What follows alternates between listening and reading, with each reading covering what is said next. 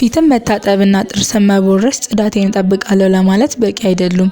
ሰላም ቤዚ ነኝ። ዛሬ 8 የንጹህ ሴት የራስ አጠባበቅ ዘዴዎችን እናያለን።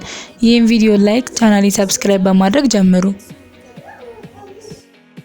አንደኛ ታንግ ስክሪፐር መጠቀም። ብዙ ጊዜ ጥርሳችንን ስንቦርሽ ምላሳችን ላይ የሚጠራቀመው ባክቴሪያ ችላ እንለዋለን። እሱም ደግሞ የአፍ ጠረን ከሚፈጥሩ ነገሮች ውስጥ አንዱ ነው።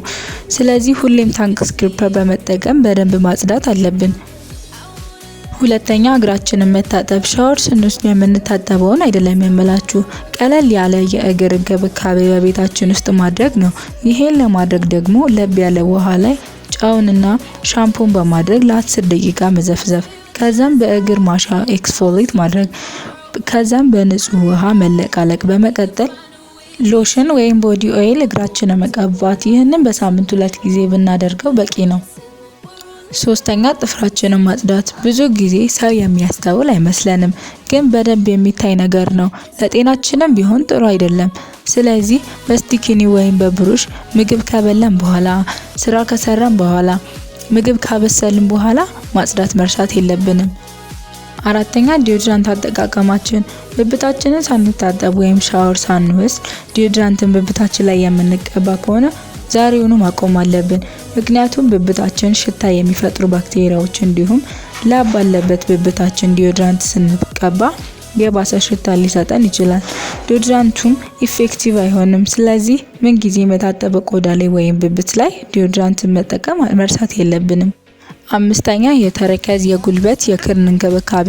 አንዳንዴ ቆንጆ የፊት ቆዳ ኖሮን ተረከዝና ክርናችንን እንዲሁም ጉልበታችንን ችላ እንላቸዋለን። እነሱም ቢሆኑ የኛ አካሎች ናቸው።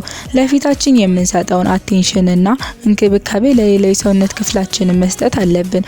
ፊታችንን ሞይስቸራይዝ እንደምናደርግ ሁሉ ጉልበታችንና ተረከዛችንን ሞይስቸራይዝ ማድረግ መርሳት የለብንም። ፊታችንን ሰንስክሪን እንደምንቀባ ሁሉ ለእጃችንም ሰንስክሪን መቀባት አለብን።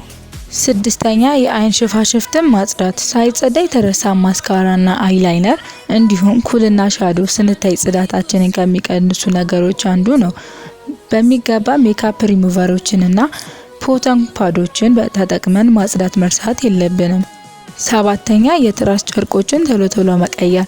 የትራስ ጨርቃችሁ የፀጉር ቅባት፣ ላብ እንዲሁም የተለያዩ ቆሻሻዎች ይኖሩበታል። ስለዚህ ቶሎ የትራስ ጨርቅን መቀየራችን ለፊታችን፣ ለቆዳችን ጤና አስፈላጊ ነው። ስምንተኛ የሜካፕ ብሩሽ ማጽዳት። የቆሸሹ የሜካፕ ብሩሾች የሞቱ ቆዳዎችንና ባክቴሪያዎችን አምቀው ይይዛሉ። ስለዚህ በሚገባ የማታጸዱ ከሆነ በምትጠቀሟቸው ጊዜ ብጉር እንዲወጣባችሁ ሊያደርጉ ይችላሉ። እስከ መጨረሻው ስለተመለከታችሁኝ በእጅጉ አመሰግናለሁ። በቀጣይ እንድሰራላችሁ የምትፈልጉትን ማንኛውም ሀሳብ ኮሜንት አድርጉኝ።